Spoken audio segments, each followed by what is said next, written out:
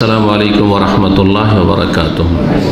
আর তারপরে বলছেন যে হে মানব সকল, ইত্তাকুল্লাহ হাক্কা তাকওয়া, যথাযথ আল্লাহকে ভয় করুন। আল্লাহকে সত্যিকার অর্থে যেটাকে ভয় বলা হয় তাকওয়া, আল্লাহর ভয়ে পাপাচার থেকে বেঁচে থাকা, আল্লাহর ভয়ে ভালো কথা কাজ সম্পাদন করা, এই তাকওয়ার ওসিয়ত সবার জন্য এবং সকল উম্মতের জন্য আল্লাহ রাব্বুল করেছেন। এবং ইসলামের শক্ত মজবুত হাতলকে আঁকড়ে ধরুন। সমস্ত রকমের গুনাহ, পাপাচার, বিরুদ্ধাচরণ এবং বিশেষভাবে মাতা পিতার অবাধ্যতা থেকে নিজেকে বাঁচিয়ে রাখুন, কারণ জাহান্নামের আগুন বরদাস্ত করতে পারবেন না। আল্লাহ রাব্বুল আলামিন কোরআনে কারীমে ইরশাদ করেছেন, ইয়া আইয়ুহাল্লাযীনা আমানুত্তাকুল্লাহ, হে ঈমানদারগণ তোমরা আল্লাহকে ভয় করো। ওয়াল তানজুর নাফসুম মা কাদ্দামাত লিগাদ, এবং প্রতিটি মানুষ যাতে করে চিন্তা করে দেখে, ভেবে দেখে যে আগামীকালকের জন্য কি সে পাঠাতে পেরেছে। আগামীকাল বলতে পরকালকে বোঝানো হয়েছে। জি, সেই মহাদিবস, ভয়াবহ দিবস যেটি আগামীকাল। দুনিয়া হচ্ছে আজ আর কাল হচ্ছে আখেরাত। জি, এই পৃথিবীতে দুনিয়া এবং আখেরাত। তো আজ হচ্ছে দুনিয়া, যে সময়টা আছে আমার আপনার কাছে, এইটা হচ্ছে আজ, সে যত দিনের হোক না কেন। আর তারপরে মরণের পরে যে সময়টা শুরু হবে সেটা হচ্ছে গাদ, আগামীকাল। তো আগামীকালকে মরণের পরের জীবন, যেটা স্থায়ী জীবন, যেখানে দুটো স্থান রয়েছে, জান্নাত অথবা জাহান্নাম, সেখানে কোথায় তোমার বাসস্থান হবে একটু ভেবে নিও। ওয়াল তানজুর নাফসুন, প্রতিটি মানুষ যেন ভালো করে ভেবে তাকে চিন্তা করে যে মা কাদ্দামাত লিগাদ, আগামীকালকের কল্যাণের জন্য কি পাঠাতে পেরেছে। ভালো পাঠিয়েছে যাতে তার কল্যাণ হবে, জান্নাত হাসিল করতে পারবে, নাকি মন্দ পাঠিয়েছে, পাপের বোঝা সে পাঠিয়েছে তার আমলনামায়, যে পরিণাম খারাপ হবে, জাহান্নামে যেতে হবে। ওয়াত্তাকুল্লাহ, তোমরা আল্লাহকে ভয় করো। ইন্নাল্লাহা খাবীরুম বিমা তা'মালুন, তোমরা যা কিছু করছো বা করে থাকো সব কিছু সম্পর্কে আল্লাহ সূক্ষ্ম খবর রাখেন। হে আল্লাহর বান্দারা, একটি গুরুত্বপূর্ণ মানবাধিকার রয়েছে, মানুষের অধিকার, কিন্তু সবচেয়ে বড় গুরুত্বপূর্ণ অধিকার, যেই হক বা যেই অধিকারটি হচ্ছে এমন একটি অধিকার, যেই অধিকার আর কাউকে দেওয়া হয়নি। যেই হক আল্লাহ রাব্বুল আলামিনের হকের পরে স্থান রাখে, যেই হক, যেই প্রাপ্য, যে অধিকার আর কাউকে দেওয়া হয়নি। এমন একটি হক, এমন একটি অধিকার যাতে কোনো রকমের অনগ্রহের অবকাশ নেই। তার মানে আমরা অনেক সময় মানুষের ভালো করি আর তারপরে সেটাকে মনে করি যে তার উপর অনুগ্রহ করলাম। আপনি আমার একটু সহযোগিতা করলেন, পাশে দাঁড়ালেন, আমি আপনাদের যে দিন শেখাচ্ছি, হ্যাঁ, মনে করছি যে আমি অনুগ্রহ করছি যে আপনাদেরকে দিন শেখাচ্ছি। আপনারা অনেকে ভেবে থাকেন যে আমরা ইসলামিক সেন্টারে আসছি, দার্সে আসছি, তো এটা ইসলামিক সেন্টারের উপর আমাদের অনুগ্রহ, এহসান, অথবা শেখের উপর আমাদের এহসান মনে করছেন। কিন্তু এমন একটি গুরুত্বপূর্ণ আজকের বিষয়, যে বিষয় কখনো ভাবেন না যে আমি তাদের এই হক আদায় করে তাদের উপর এহসান করলাম, কিছু অবদান রাখলাম, অনুগ্রহ করলাম। না, আপনার উপর তাদের মহা অনুগ্রহ রয়েছে, কিন্তু আপনি কখনো ভাববেন না যে তাদের সাথে সদাচরণ করে, তাদের হক আদায় করে আপনি অনুগ্রহ করলেন। যে আদায় করবে সে কখনো ভাববেন না যে সে অনুগ্রহ করতে পেরেছে।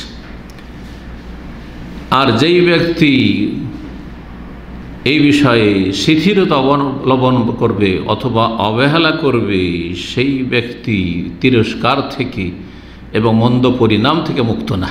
অর্থাৎ সেই হক আদায় করায় যদি অবহেলা করে, যদি শিথিলতা অবলম্বন করে, গাফিলতি করে, তাহলে তিরস্কারযোগ্য। জি, কখনো মন্দ পরিণাম থেকে রক্ষা পাবে না। বরং এমন মানুষের চাইতে ক্ষতিগ্রস্ত মানুষ আর পৃথিবীতে কেউ নেই, যার সামনে জান্নাতের একটি গুরুত্বপূর্ণ দরজা খোলা হচ্ছে, কিন্তু সেই দরজায় সে স্বেচ্ছায় প্রবেশ করতে চায় না।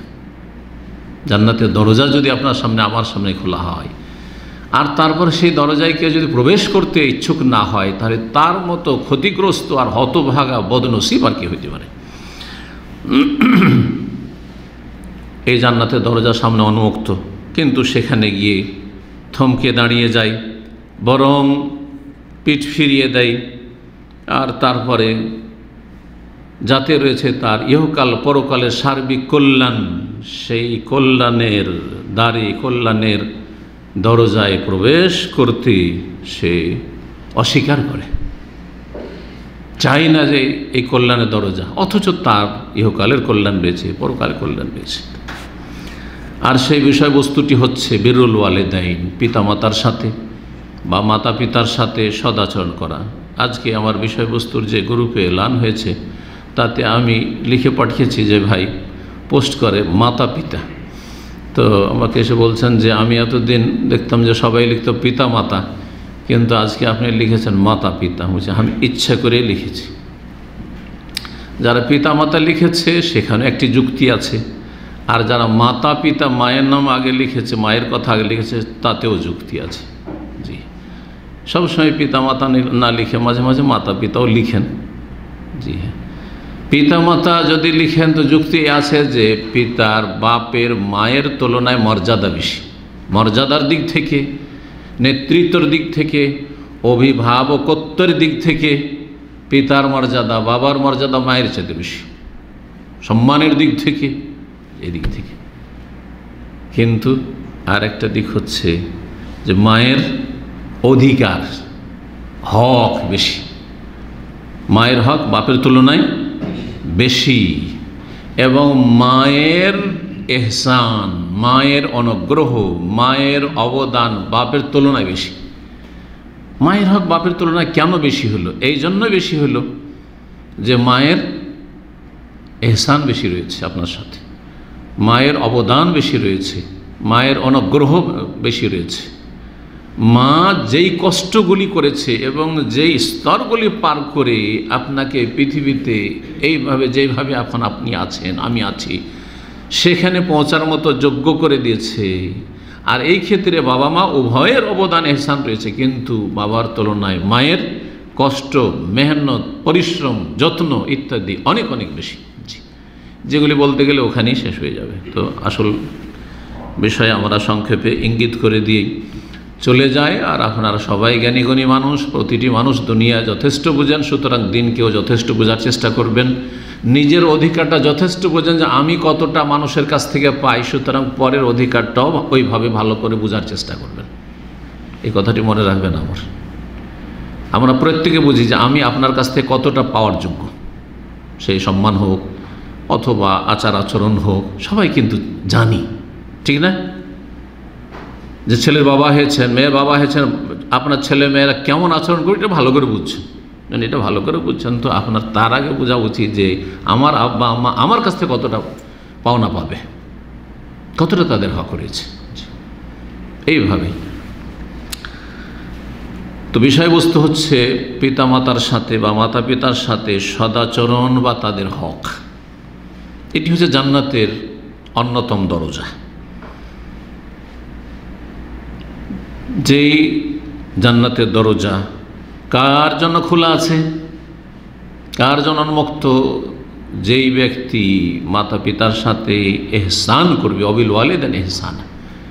কোরআনে কারিমে বেশ কিছু আয়াতে এই কথাটি এসেছে, ওয়াবুদুল্লাহ ওয়ালা তুশরিকু বিহি শাইআ অবিল ওয়ালিদাইন এহসান। আল্লাহর হকের পর অবিল ওয়ালিদাইনে, মাতা পিতার সাথে এহসান করো। ওয়াকাদা রাব্বুকা আল্লা তা'বুদু ইল্লা ইয়্যাহু বিল ওয়ালিদাইনি ইহসানা ওয়া ওয়াসাইনাল ইনসানা বিওয়ালিদাইহি ইহসানা বিওয়ালিদাইহি হুসনা। জি, এহসান মানে নিষ্ঠার সাথে সদাচরণ করা।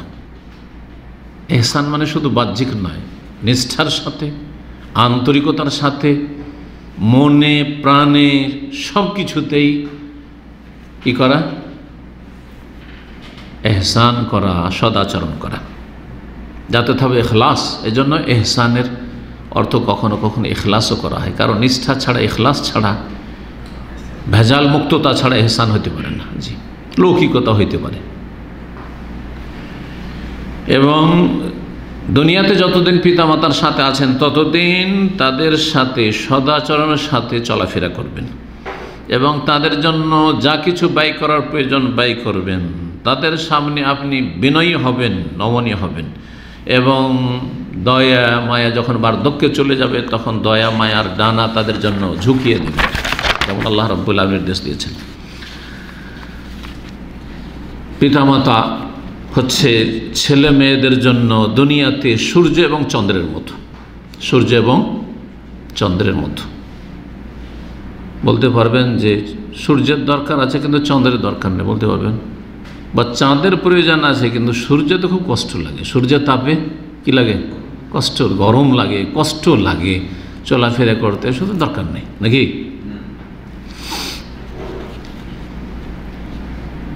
এই মা এবং বাবা হচ্ছে সূর্য চন্দ্র তুল্য।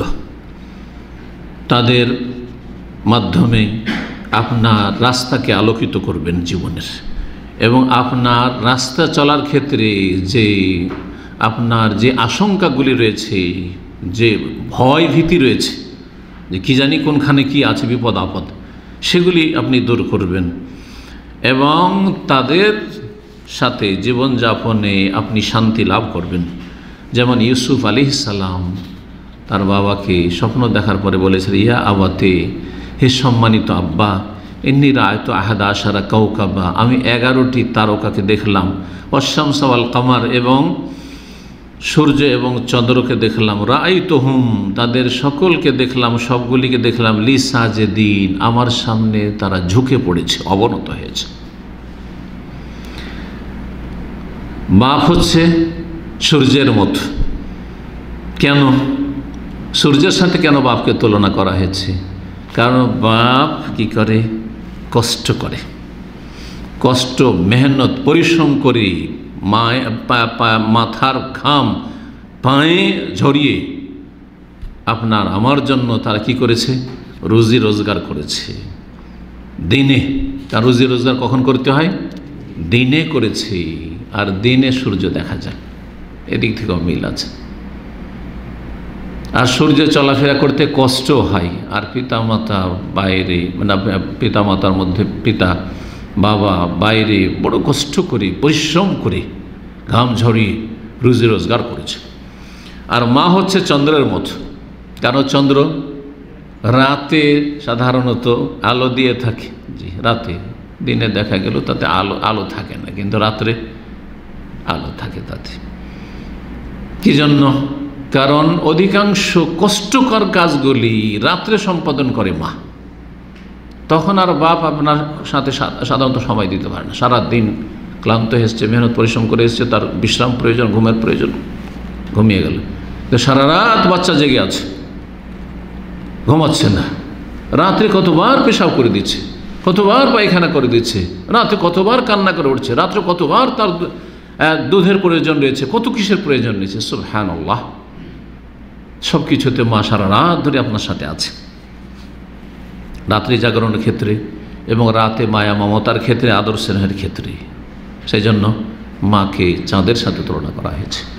তারপর আরেকটি দিক যেটা এখানে খুতবায় আলোচনা আসেনি, সেটাও বলে দিই, কারণ আমাদের বিষয়ভিত্তিক আলোচনাও যেহেতু, সেটা হচ্ছে যে চন্দ্রের আলোতে চলতে মজা লাগে।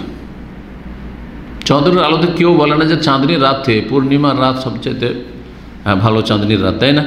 চাঁদনির রাতে চলতে আমাকে খুব কষ্ট লাগে, বরং খুব মজা লাগে। গ্রাম অঞ্চলে যেখানে বিদ্যুৎ টিদ্যুৎ ছিল না, আমরা চাঁদনির রাতে গভীর রাত পর্যন্ত চলাফেরা করেছি, কোনো ভয় লাগেনি, না চোর ডাকাত বলে ভয়, না সাপ বিচ্ছুরে ভয়, রাস্তা দেখতে পাচ্ছি।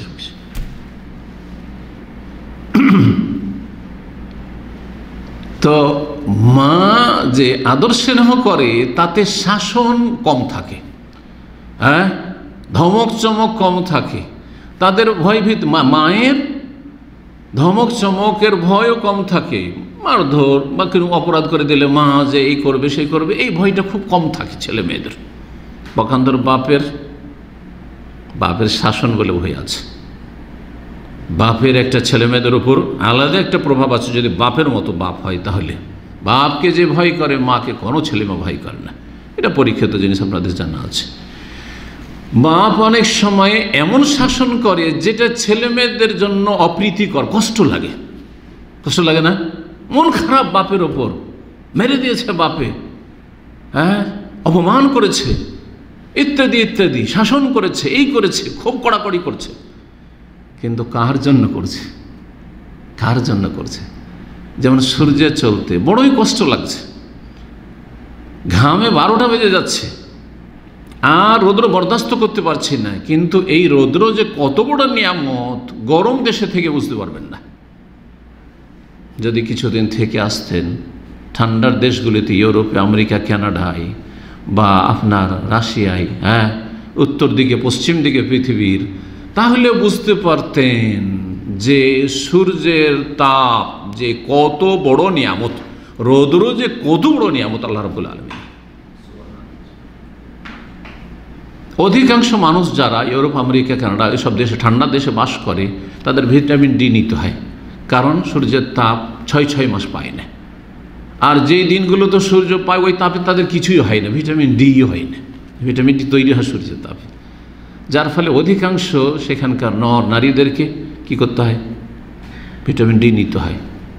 আমার ছেলে এখান থেকে সৌদি আরবে ছোট থেকে মানুষ, তারপরে মাশাআল্লাহ তাবারাকাল্লাহ, এমন নয় যে বয়স্ক মানুষদের ভিটামিন ডির অভাব হয়ে গেছে, যুবক ছেলে সেখানে গেছে, যাওয়ার কয়েক মাস পরে কিছু সমস্যা ফিল করছে, ডাক্তারের কাছে গেছে, বলছে ভিটামিন ডি এর অভাব, তুমি ভিটামিন ডি খাওয়া শুরু করো, ভিটামিন ডি খেয়ে।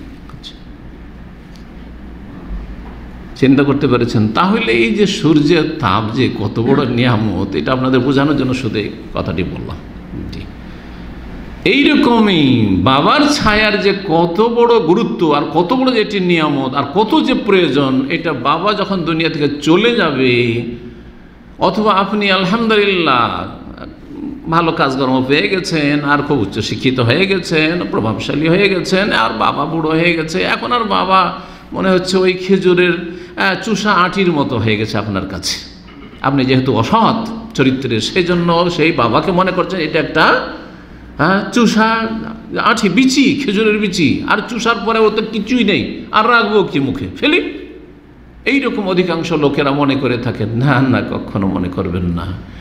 আপনার বড় হওয়ার পিছনে মায়ের চাইতে বেশি বাবার অবদান রয়েছে। শাসন, তার মেহনত, পরিশ্রম এবং খোঁজখবর নেওয়া, প্রতিদিন ফলো আপ করা, যে ছেলে পড়ছে কি পড়ছে না, ছেলে কতটা উন্নতি করছে, কি অবস্থায় আছে, কেন রেজাল্ট খারাপ হইল, ইত্যাদি ইত্যাদি। সেটা মা হয়তো করতে পারে না। ভালো ভালো খাবার দিচ্ছে, ভালো আদর স্নেহ দিচ্ছে, মায়া করছে, আর আপনার কোনো দুশ্চিন্তা হইলে আপনাকে খুব আপনার চিন্তা দূর করার পাশে দাঁড়াচ্ছে।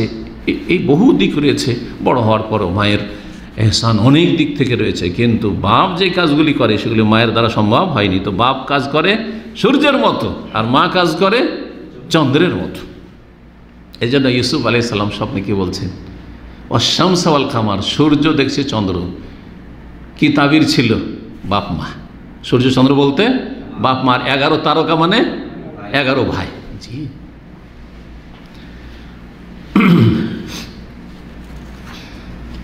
মানুষের পার্থিব জগতে সৌভাগ্য হচ্ছে পিতামাতাকে জীবিত অবস্থায় হাসিল করা। যদি কেউ জীবিত পিতামাতাকে জীবদ্দশায় পেয়ে যায়, এটি আল্লাহর পক্ষ থেকে তার জন্য সৌভাগ্য। আপনার ভাগ্যকে চমকাবার মাধ্যম অনেকেই পাননি, এতিম হয়ে মানুষ হয়েছে, অথবা যে একটু বড় হয়েছে, সাবালক হয়ে গেছে, এতিম হয়তো হইল না, কিন্তু বাবা মাকে পেল না। সুবহানাল্লাহ, এই নিয়ামত থেকে তারা বঞ্চিত। আলহামদুলিল্লাহ, আমরা দীর্ঘকাল পেয়েছি, দীর্ঘদিন পেয়েছি, আলহামদুলিল্লাহ রাব্বিল আলামিন। যাতে করে এই সুযোগ পাই, সৌভাগ্য কি করে হাসিল হবে? যে তাদের সাথে সদ্ব্যবহার করবে এবং তাদের মায়া মমতা হাসিল করবে এবং তাদের সন্তুষ্টি হাসিল করবে। এই পিতামাতা হচ্ছে দুনিয়ায় প্রতিটি মানুষের জন্য দুটো পাখির ডানার মতো। ডানা ছাড়া যেমন উড়তে পারে না, ঠিক তেমনি পিতামাতা। দুনিয়ার যে উত্থান আর পতন রয়েছে, আপ এবং ডাউন রয়েছে, কখনো সুখ কখনো দুঃখ, ওই দুঃখের মুহূর্তগুলিতেই, কষ্টের মুহূর্তগুলিতেই, যেসব দুর্দিন আপনার আমার সামনে আসতে পারে, আল্লাহ না করে আসে, সেই সময়গুলিতেই পিতামাতা হচ্ছে অত্যন্ত গুরুত্বপূর্ণ ব্যক্তিত্ব। এই পিতামাতা এমন দুই ব্যক্তি, আপনাকে সুখী করার জন্য তারা সারা জীবন কষ্ট করেছে এবং আপনাকে আরাম দেওয়ার জন্য তারা মেহনত পরিশ্রম করেছে। আপনি যাতে ঘুমাতে পারেন আরামে, সেজন্য তারা রাত জেগেছে। আপনি যাতে করে শান্তিতে থাকেন সেই জন্য তারা সমস্ত ভয় ভীতির ঝুঁকি নিয়েছে। আপনার কোনো রকমের জীবনে কোনো ঝুঁকি বা আশঙ্কা তারা বোধ করলে তারা থরথর করে কেঁপেছে যে হাই কী হবে আমার ছেলের, হাই আমার মেয়ের কী হবে। বিয়ে দেওয়ার পরেও, ছেলে মেয়েদের বিয়ে দেওয়ার পরে একটু যদি কোনো তিক্ততার কথা অনুভব করে বাবা মা, ওদের সবচেয়ে বেশি অশান্তি, আপনার চেয়ে বেশি অশান্তি যে হাই আমার ছেলের কী হবে, হাই আমার মেয়ের কী হবে। আল্লাহু আকবার। ছেলে মেয়ে যখন বাড়ির বাইরে চলে যায় তখন সবসময় বাপ মা অশান্তিতে থাকে। এটা অনেক ছেলেরা সাবালক হয়ে অনুভব করে না, অশান্তিতে থাকে। কি অবস্থায় আছে, কোথায় যাচ্ছে, আর কি কখন ফিরে আসবে, কোথাও আল্লাহ না করে কোনো বিপদ আপদ আসে, কোনো বালা মুসিবত আসে, সুবহানাল্লাহ। যতক্ষণ পর্যন্ত বাড়িতে ফিরে না আসে একটা ছেলে মেয়ে, ততক্ষণ পর্যন্ত বাপ মার অশান্তি বিরাজ করে। বাপ মা এমন দুই ব্যক্তিত্ব, আপনাকে হাসাবার জন্য, খুশি করার জন্য তারা কান্না করেছে। আপনার মনে যাতে আনন্দ থাকে সেই জন্য তারা দুঃখ কষ্ট বরদাস্ত করেছে। আপনাদেরকে সুখী করার জন্য তারা জীবনে কত কষ্ট করেছে, ভালো কিছু খায়নি, ভালো কিছু পরেনি। তারা ক্ষুধার্ত থেকেছে আপনাদেরকে ভালো খাওয়ানোর জন্য, তারা পিপাসিত থেকেছে আপনাকে ভালো করে পান করাবার জন্য। বাপ মা হচ্ছে মোমবাতির মতো। মোমবাতির মতো মোমবাতি কি করে? নিজেকে জ্বালিয়ে অন্যদেরকে আলো দিয়ে থাকে। বাপ মা ঠিক ওই রকম, সমস্ত মনের কামনা বাসনা, তাদেরকে মনের চাহিদা নেই যে ভালো খাই, ভালো পড়ি, হ্যাঁ ভালো চলি, কিন্তু সমস্ত কিছুকে কোরবানি করে ত্যাগ করে দিয়ে সেই মোমবাতির মতো ছেলে মেয়েদের জীবনটাকে আলোকিত করার জন্য তারাই কষ্ট করেছে। মায়ের অন্তর, সত্যি মায়ের অন্তর। আল্লাহু আকবার। কোরআনে কারিমে আল্লাহ মায়ের অন্তরের কথা বলেছেন আর বাপের চোখের কথা বলেছেন। এই দুটো কথা খুব গুরুত্বপূর্ণ কথা। আল্লাহ রাব্বুল আলামিন সূরা কাসাসের ৮ নম্বর 10 ইরশাদ করেছেন, ওয়াসবাহা ফুয়াদু উম্মে মূসা ফারিকা। মূসা আলাইহিস সালামকে যখন নদীতে ভাসিয়ে দেওয়া হলো, কী জন্য ভাসিয়ে দেওয়া হয়েছিল? কারণ বাড়িতে রাখা সম্ভব না। বাড়িতে রাখলে কত হাজার হাজার ছেলে সন্তানকে খুন করে দিয়েছে ফেরাউন, এটাকেও জানতে পেরে নেবে, খুন করে দিবে, জানতে পেরে নেবে, খুন করে দিবে। সুতরাং কি করেছিলেন? নদীতে ভাসিয়ে দিয়েছিলেন। তারপরে মায়ের অন্তর কি অবস্থা ছিল? আল্লাহ বলছেন যে মূসার মায়ের অন্তর অস্থির হয়ে পড়েছিল। ফারেগা, শান্তি থেকে শূন্য হয়ে গেছিল। ফারেগ মানে শূন্য হয়ে যাওয়া। এই ঘরটা ফারেগ হয়ে আছে, মানে ফ্রি হয়ে আছে কোনো কিছু থেকে। জি, অস্থির। আর বাপের চোখের কথা আল্লাহ রাব্বুল আলামিন, বাপের দৃষ্টির কথা কোরআনে কারীমের সূরা ইউসুফের আয়াত নম্বর 48 বর্ণনা করেছেন। আল্লাহ বলছেন, ওয়াবিয়াদ্দাত আইনাহু মিনাল হুজনি ফাহুয়া কাযীম। ইয়াকুব আলাইহিস সালামের দুই চোখ সাদা হয়ে গিয়েছিল। ফাহুয়া কাযীম, কিসের জন্য? মিনাল হুজন, দুঃখে শোকে। ফাহুয়া কাযীম, এবং ভিতরে সেই মনোকষ্ট আর মানসিক অশান্তিকে তিনি চেপে রেখেছিলেন, দূর করতে পারছেন না। হায় আমার এত আদরের ছেলে কোথায় চলে গেল, নিয়ে গেল ভাইয়েরা, আর ফিরে আসলো না, কোথায় আছে, কোথায় আছে। দৃষ্টিশক্তি চলে গেছিল, যেটাকে আল্লাহ কোরআন ভাষাকে বলেছেন ওয়াবিয়াদাত আইনাহু, দুই চোখ সাদা হয়ে গিয়েছিল, মানে দৃষ্টি হারিয়ে ফেলে, দৃষ্টিশক্তি হারিয়ে ফেলেছিল। সুতরাং পিতামাতার ক্ষেত্রে মনে রাখবেন কোরআনে কারীমের ফরমান, ফালা তাকুল লাহুমা উফ।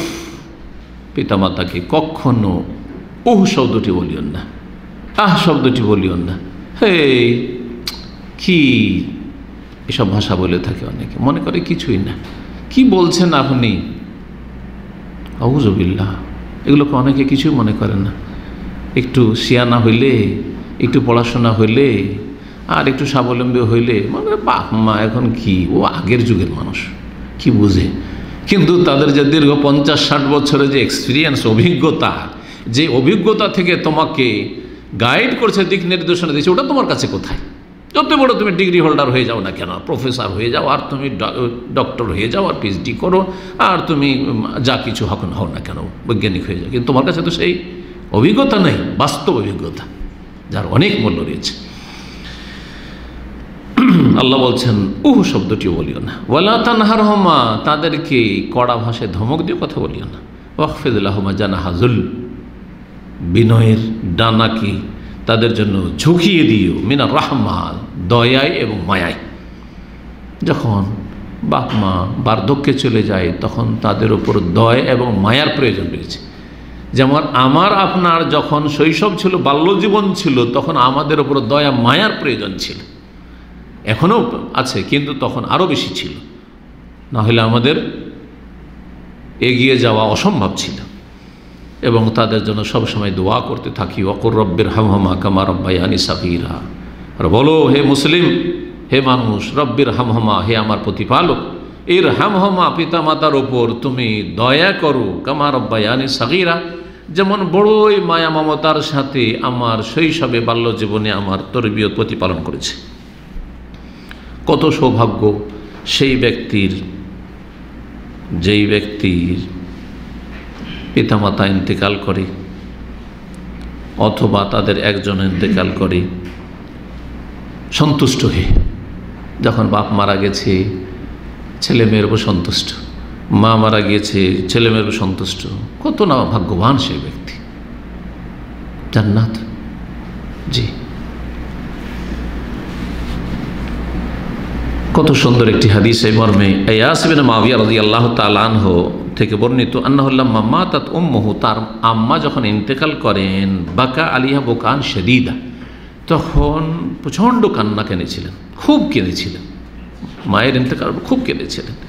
ফালাম্মা সুইলা, যখন তাকে জিজ্ঞাসা করা হলো যে আপনি একজন সাহাবী, তারপরে একজন আপনি এইরকম ব্যক্তি, আল্লাহওয়ালা ব্যক্তি, আপনি এত কান্না করলেন মায়ের ইন্তেকালে কেন? তখন তিনি বলেছিলেন, কানালি বাবানে মাফতুহান এলাল জান্নাহ, আমার জান্নাতের দুটো দরজা খোলা ছিল, জান্নাতের দুটো দরজা খোলা ছিল, ফাউগলেকা আহাদহুমা, তার একটা আজকে বন্ধ হয়ে গেল।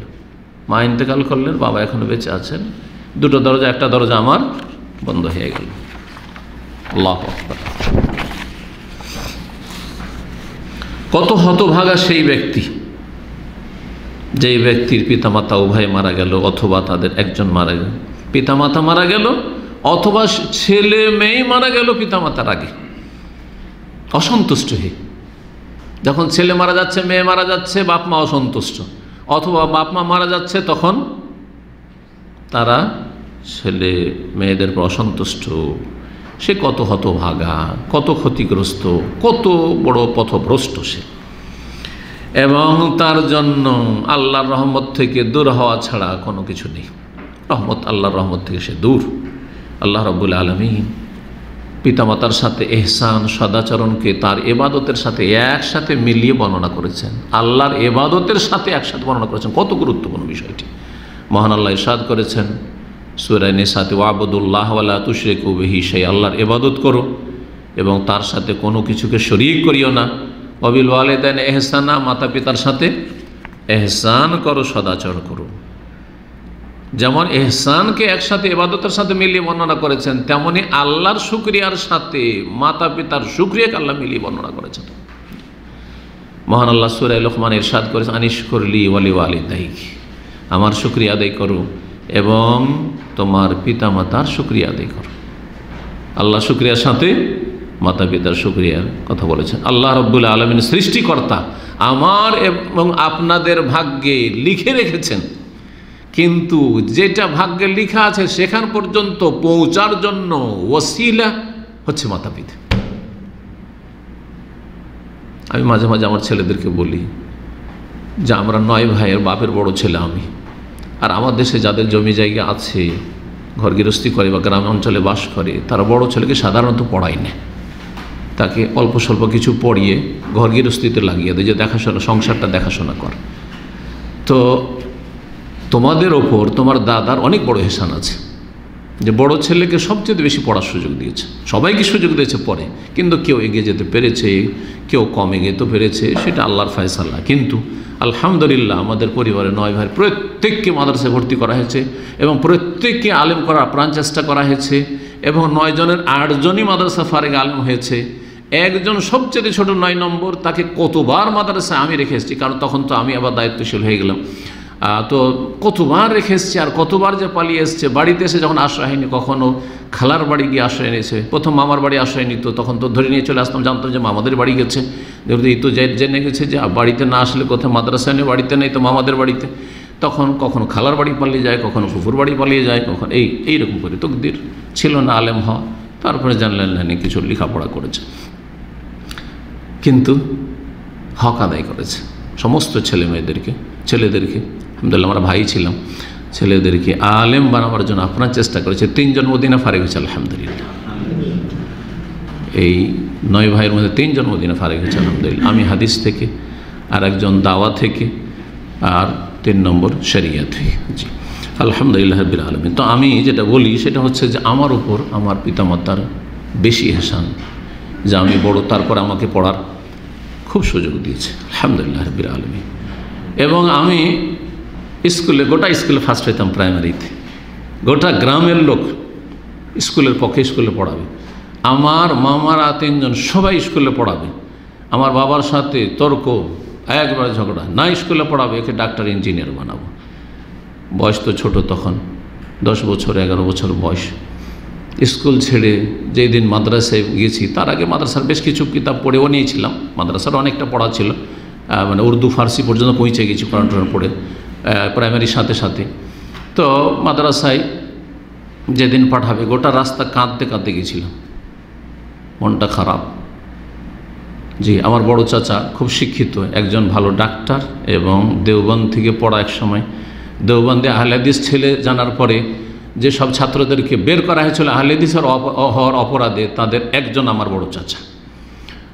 তো তিনি তারপরে কলকাতা আলিয়া থেকে ফাজেল করে তখন ডেকে ডেকে স্কুলে মৌলভী মাস্টারে চাকরি দিত, মানে যেটা মৌলভী আলেম পোস্ট থাকতো একটা আরবি ক্লাস করার জন্য, তার জন্য চাকরি। এবং তার সাথে সাথে ভালো ডাক্তার ছিলেন, ডাক্তারিতে বায়োকেমিকে বইও লিখেছেন, এবং তার কম্পাউন্ডার ছিল, তার বিশাল একটা ফার্মেসিও ছিল।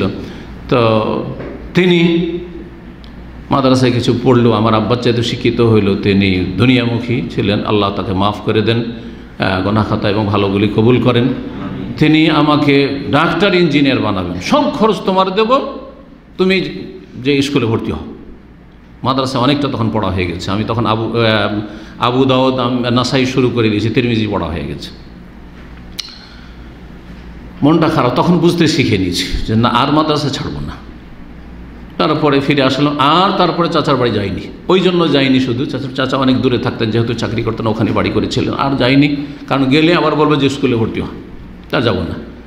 যখন মদিনা আসলাম, লেখাপড়া করলাম আলহামদুলিল্লাহ। আর দাওয়াতি কাজ যখন শুরু হলো, উনি বেঁচে ছিলেন, কয়েক বছর আগে ইন্তেকাল করেছেন, তখন তিনি কয়েকবার আমাকে বলেছেন, বাবা তুমি হয়তো সেই কথাতে আমার কষ্ট পেয়েছো, আমাকে ভুল বুঝে না, মাফ করে দিও। আর তারপরে বলেছিলেন যে আমরা কিছু প্ল্যান করি আর আল্লাহর প্ল্যান আলাদা। আমরা ভেবেছিলাম যে তোমাকে ডাক্তার ইঞ্জিনিয়ার বানাইলে অনেক কিছু হবে, কারণ তুমি ব্রেনের ছেলে ছিলে, কিন্তু আল্লাহ তোমার জন্য অন্য কিছুতে অনেক বেশি ভালো চেয়েছিলেন, সেখানে আল্লাহ তোমাকে নিয়ে গেছেন। বললাম চাচা আলহামদুলিল্লাহ, আলহামদুলিল্লাহ। যদি সেই দিন আমি বিভ্রান্ত হয়ে যেতাম, তাহলে আর আপনাদের সামনে কি, উম্মতের সামনে 2-4 কথা যে কোরআন হাদিসে পেশ করেছি, সেটার ক্ষমতা হইতো না। জি বাকি দুনিয়া হয়তো কি হইতো না, তাও আল্লাহ ভালো জানেন। আল্লাহ হেফাজত করে, আলহামদুলিল্লাহ রাব্বিল আলামিন। আমি খুব আল্লাহর শুকরিয়া আদায় করি।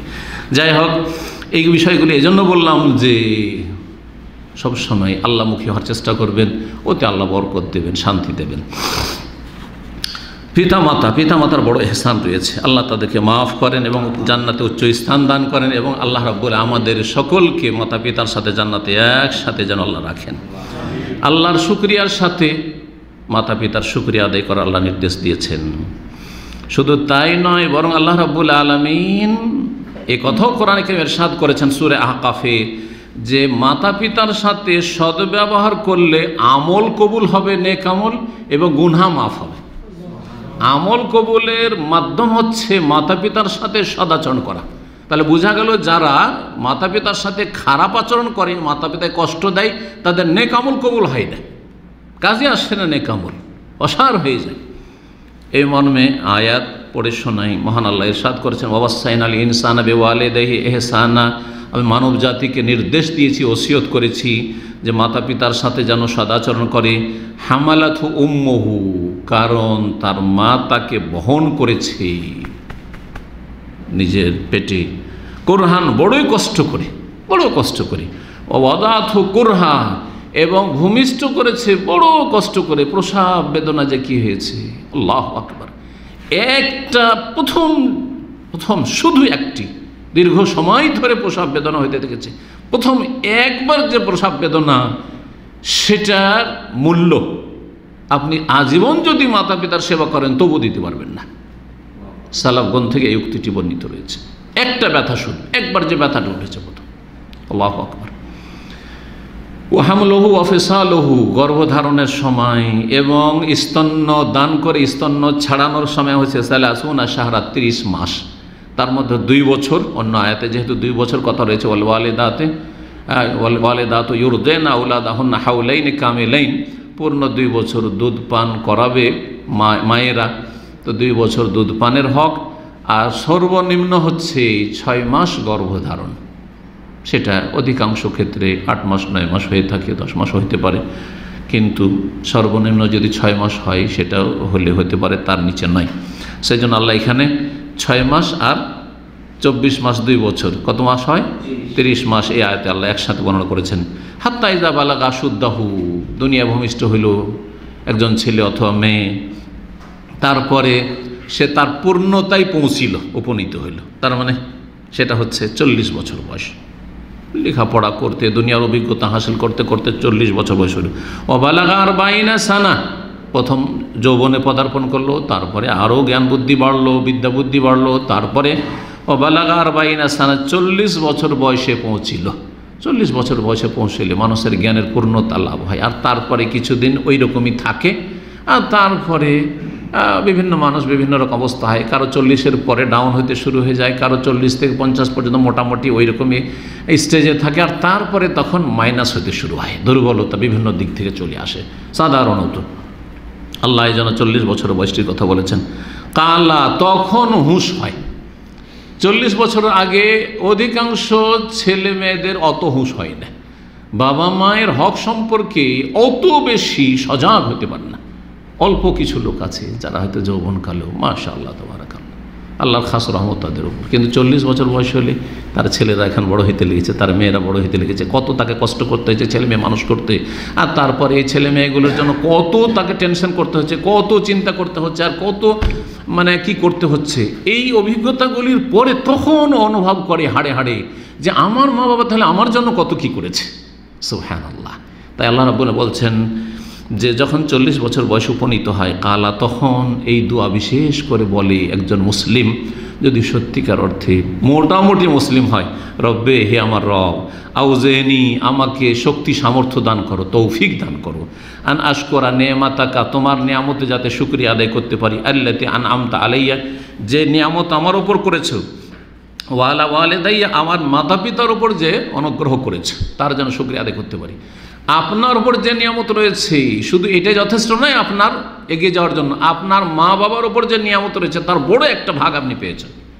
মা বাবা যদি চাষি হইতো, আপনাকে ওই চাষে দিয়ে, মা বাবা একটা শিক্ষামুখী ছিল সেই জন্য আপনাকে শিক্ষার দিকে নিয়ে গেছে, মা বাবা সচ্ছল ছিল, পড়াইতে পেরেছে, পথের ফকির ছিল না একেবারে, যার ফলে তোমাকে এইরকমভাবে একটা সুযোগ দিতে পেরেছে। মা বাবা কষ্ট করেছে, বিদেশে থাকতে পেরেছে, সুযোগ পেয়েছে, সেই জন্য টাকা পয়সার অভাব ছিল না, আর খুব আরামসে লেখাপড়া করে নিয়েছো। দেশে থাকলে বুঝতে পারতে। জি, প্রবাসী ভাইদের ছেলে মেয়েদের এসব কথাগুলি বোঝা উচিত। আল্লাহ যেন তৌফিক দান করেন।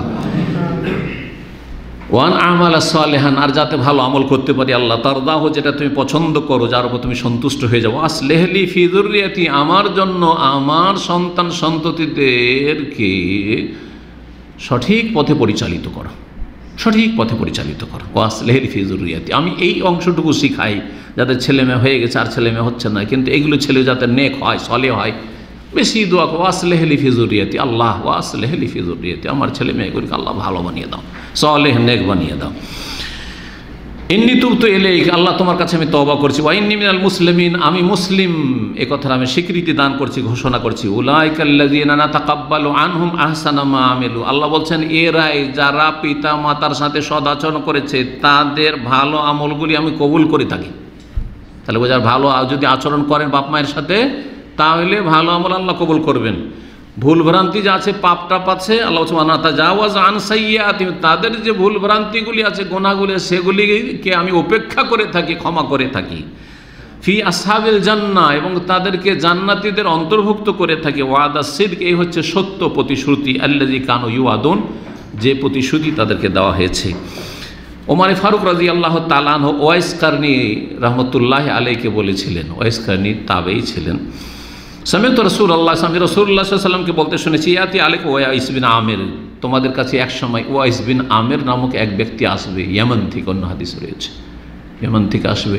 তখনকার ইয়ামান বলা হয়তো আপনার কাবা থেকে দক্ষিণ দিকে এর অঞ্চলগুলিকে ইয়ামান বলা হয়তো। ওয়াইস কারনী বা কারনী বংশ সৌদি আরবে খুব প্রসিদ্ধ বংশ, এখনও এই কারনী বলেই পরিচিত রয়েছে। আমাদের অনেক পরিচিত আরবরা রয়েছেন এইরকম।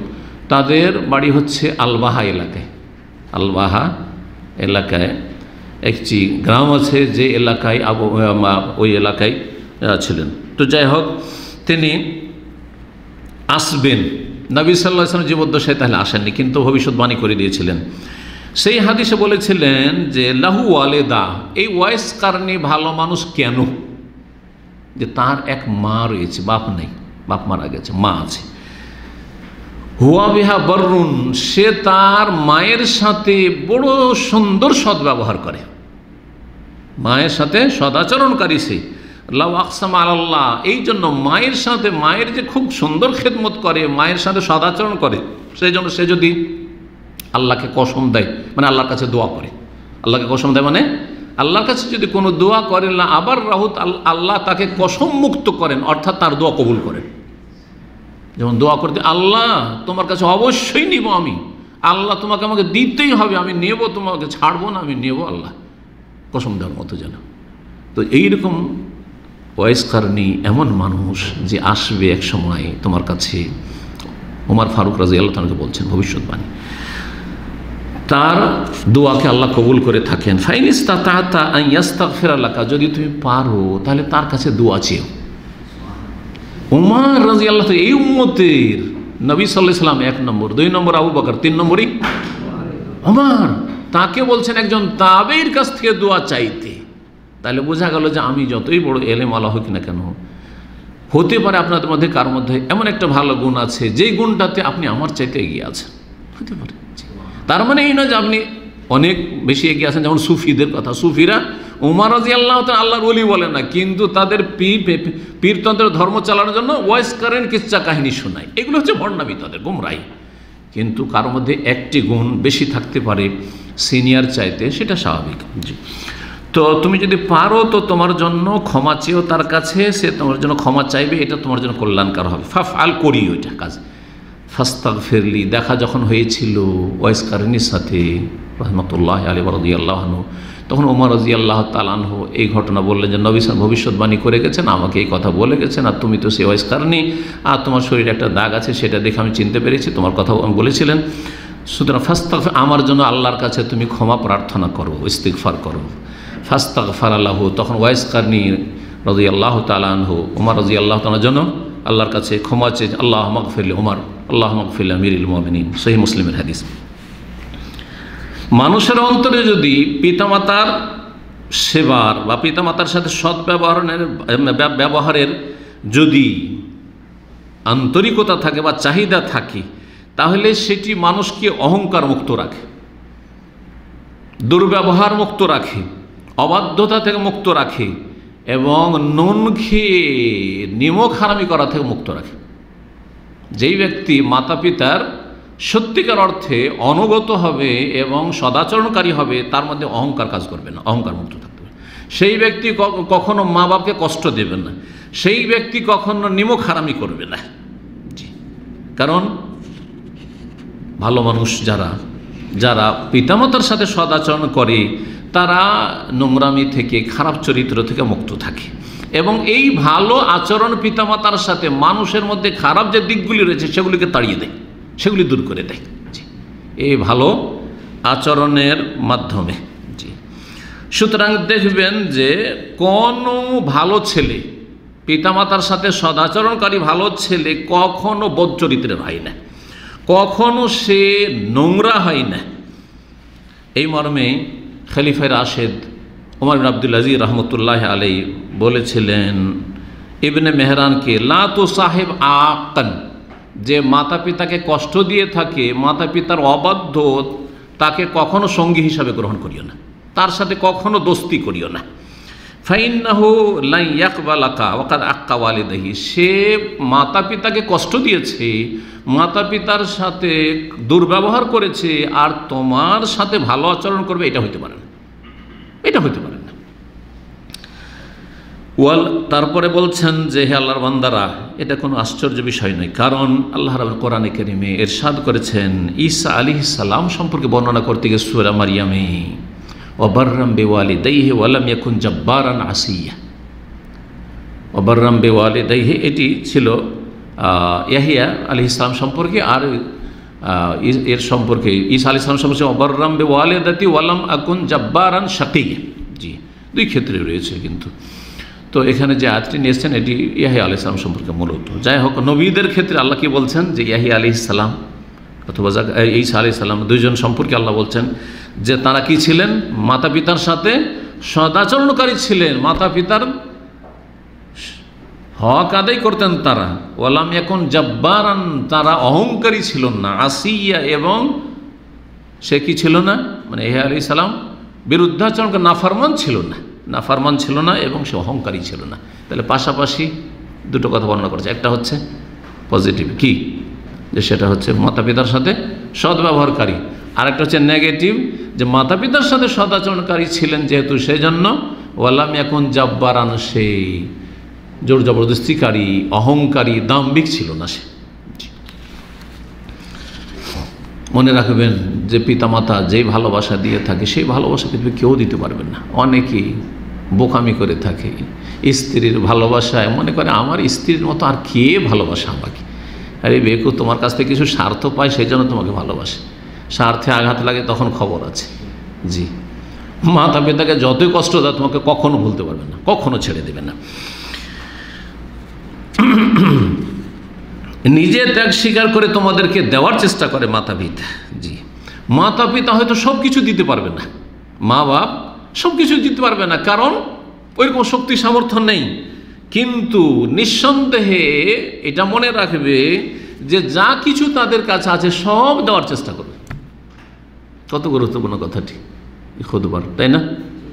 মাতা পিতা আপনাকে সব মনের চাহিদা পূরণ করতে পারেন। অনেক বাপ না, অনেক ছেলেরা বলে যে আমার মা বাপ কি করেছে আমার জন্য, বা বাপ কিছু করে, আমার বাপ কি করেছে, গরিব মানুষ ছিল আমার জন্য কি করেছে, আমি নিজে এগিয়েছি। নাউজুবিল্লাহ, নাউজুবিল্লাহ। আরে হয়তো তার ইলমি যোগ্যতা ছিল না, তার আর্থিক যোগ্যতা ছিল না, সেজন্য অর্থ ব্যয় করতে পারেনি, এলেম দিতে পারেনি, কিন্তু যা কিছু করেছে সেটাই তার কাছে ছিল, সবটাই দেওয়ার চেষ্টা করেছে, সবটাই দেওয়ার চেষ্টা করেছে। হে আল্লাহর বান্দারা, মনে রাখবেন যে পিতামাতার সাথে সদ্ব্যবহার করা হচ্ছে আমানত। এই আমানত বহন করতে হবে ছেলে মেয়েদেরকে যতদিন পর্যন্ত মা বাবা বেঁচে আছেন।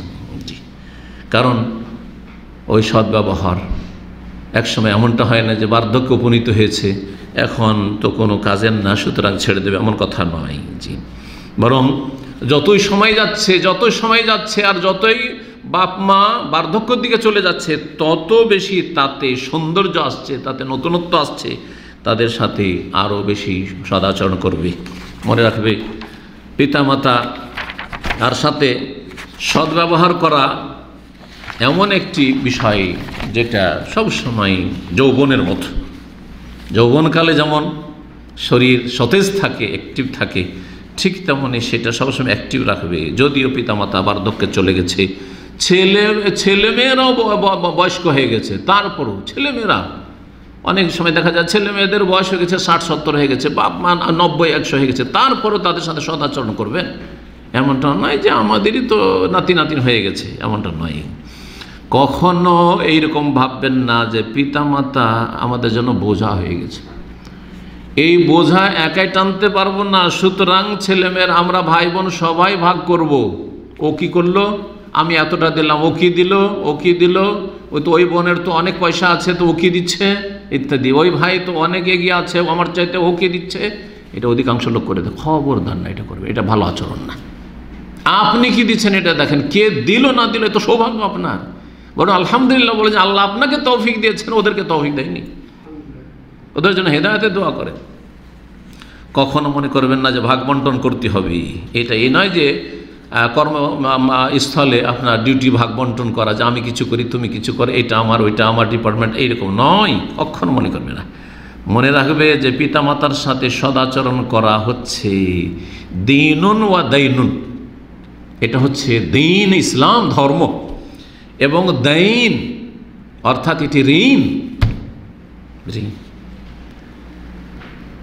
বলছেন যে এটি হচ্ছে ধর্মীয় পারলৌকিক প্রতিযোগিতা, সেবাকুন দীনী ও নখরাবি, এটি হচ্ছে দীনী ধর্মীয় পারলৌকিক প্রতিযোগিতা, পরকালে আখিরাতে উচ্চ থেকে উচ্চ স্থানে পৌঁছার জন্য প্রতিযোগিতা, যাতে করে আপনাকে জান্নাতের দরজা পর্যন্ত পৌঁছাতে পারে। আর মনে রাখবেন যে এটি হচ্ছে দুনিয়ায় ঋণ পরিশোধ। জি, পার্থিব দৈনন্দিন দুনিয়াবি পার্থিব ঋণ পরিশোধ, ঋণ পরিশোধ। আজকে যদি ঋণ পরিশোধ করেন তো কালকে আপনার ছেলেমেয়েরা আপনার ঋণ পরিশোধ করবে। জি, ঋণ আপনার কিসের, যে বাল্যজীবনে যখন অসহায় ছিলেন, দুর্বল ছিলেন, নাবালক ছিলেন, তখন যে আপনার উপরে এহসান অবদান রেখেছে, তার বদলে কি দিলেন, আপনি কি দিলেন। জি,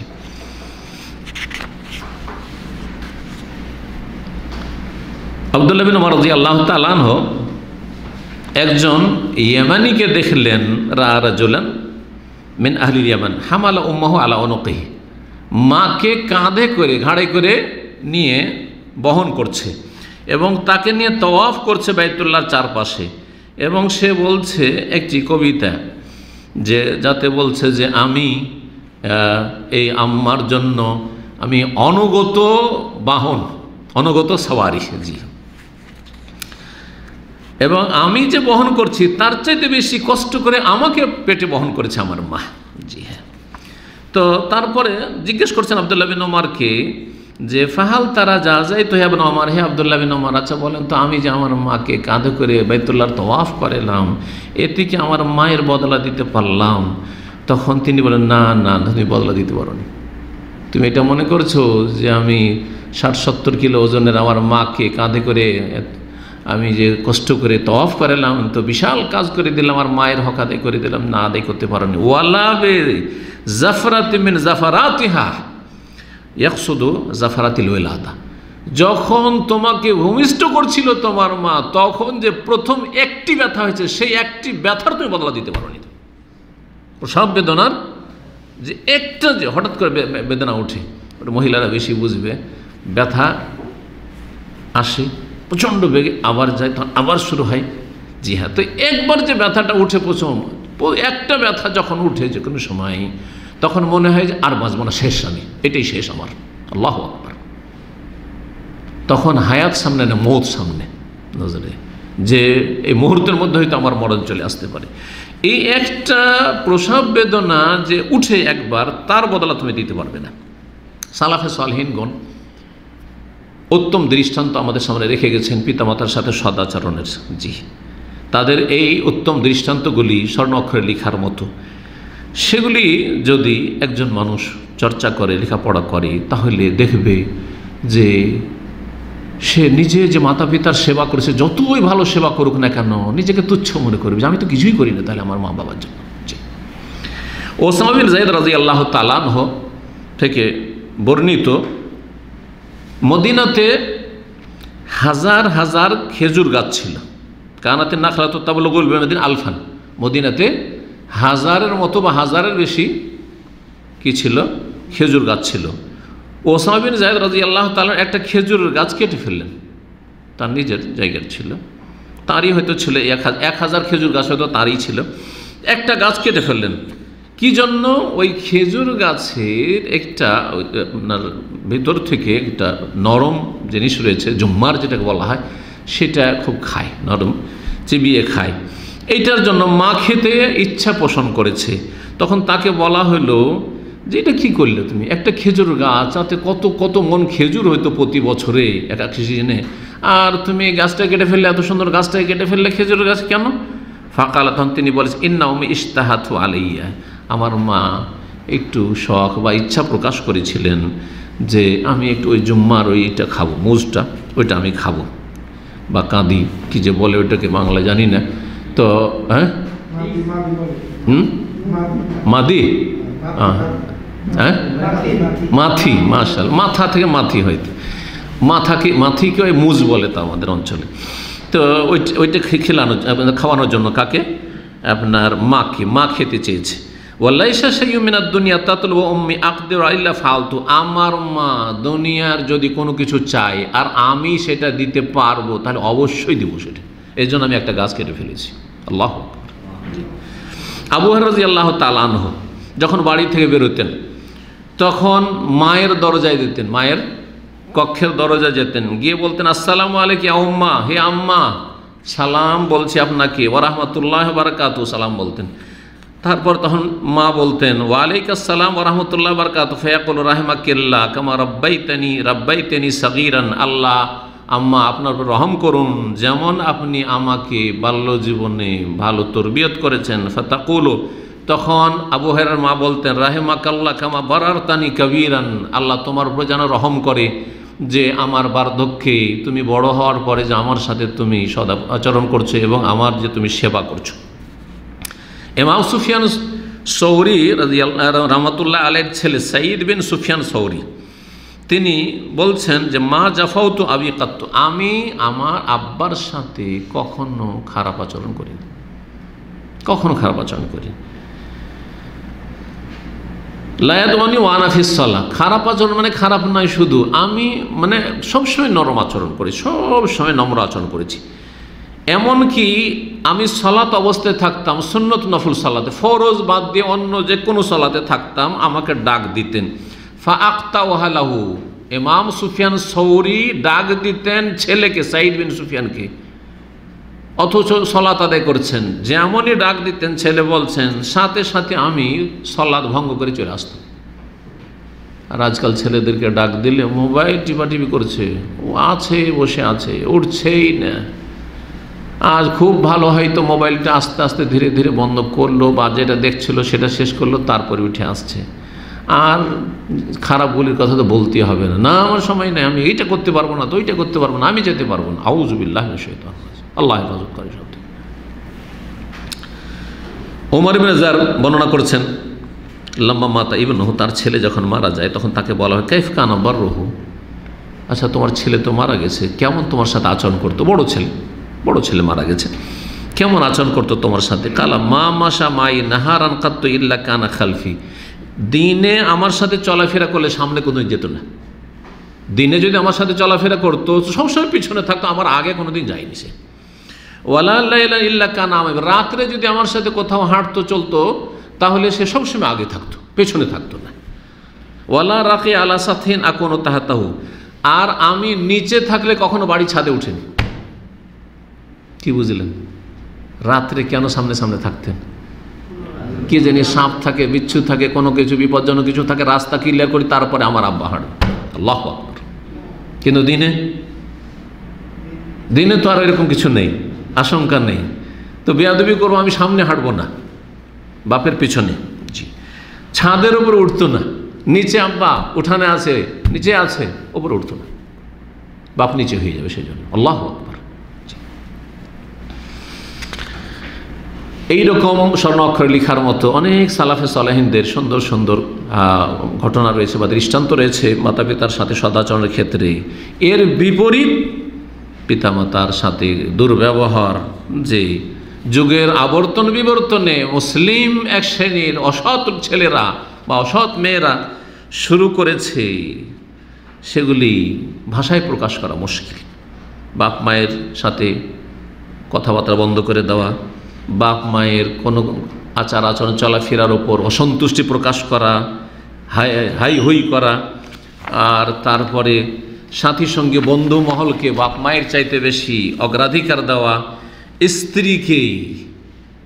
স্ত্রীকে বাপ মায়ের ওপর অধিকার দেওয়া ইত্যাদি বা প্রাধান্য দেওয়া, স্ত্রীর কথা শুনে সিদ্ধান্ত। স্ত্রী যদি বলে তোমার মা ভালো নয়, মা ভালো নয়, এতদিন ভালো ছিল, স্ত্রী এসে এখন সার্টিফিকেট দেবে মা ভালো নয়, মা ভালো নয়, বাপ ভালো নয়, বাপ ভালো নয়। এ হচ্ছে অবস্থা।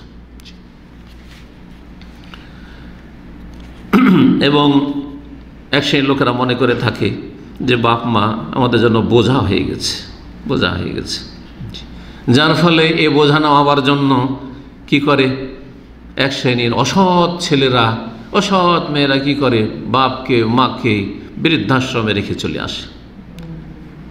বরং এমনও বহু ঘটনা রয়েছে মুসলিম জাতির এক শ্রেণীর যারা অসৎ প্রকৃতির, যারা বাপ মায়ের সাথে কেস লড়াই করে, বাপের বিরুদ্ধে মায়ের বিরুদ্ধে কেস করে জেলখানায় পর্যন্ত পৌঁছে দিয়েছে, থানায় পৌঁছে দিয়েছে তাদেরকে। জি, কেস চলছে বাপের বিরুদ্ধে মায়ের বিরুদ্ধে। আল্লাহ রাব্বুল আলামিন আমাদের হেফাজত করেন। সম্মানিত খতিব বলছেন আফান আল্লাহ ইয়াকুম মিন যালিক, আল্লাহ আমাদের আপনাদের সকলের হেফাজত করেন। একজন বাপ মায়ের নাফরমান বিরুদ্ধাচরণকারী কি জানে না যে সেই ব্যক্তি কাবিরা গুনাহ করছে? নবী করিম সাল্লাল্লাহু আলাইহি ওয়াসাল্লাম বলেছেন আলা উনাব্বিউকুম বিআকবারিল কাবায়ের, তোমাদেরকে সবচেয়ে বড় কাবিরা গুনাহগুলির একটি সবচেয়ে বড় কাবিরা গুনাহ সম্পর্কে বলে দেব নাকি? কালা হাসালাস, তিনবার করে রাসূলুল্লাহ বললেন। সাহাবীরা বলে বালা ইয়া রাসূল, অবশ্যই বলেন ইয়া রাসূলুল্লাহ। কালা আশরিক আল ইশরাক বিল্লাহ, আল্লাহর সাথে শিরিক করা, ও উকুকুল ওয়ালিদাইন, আর পিতামাতার অবাধ্য হওয়া, পিতামাতাকে কষ্ট দেওয়া। অকুক শব্দটি ব্যাপক, বাংলায় একটা শব্দ দিয়ে তর্জমা করা যাবে না। অকুক মানে যেমন অবাধ্য হয়, অকুক মানে কষ্ট দেওয়া হয়, অকুক মানে নাফরমানি করা হয় ইত্যাদি। যে কোনো রকমের মানসিক, শারীরিক, আর্থিক যে কোনো কষ্ট দেওয়া হচ্ছে অকুক ইত্যাদি।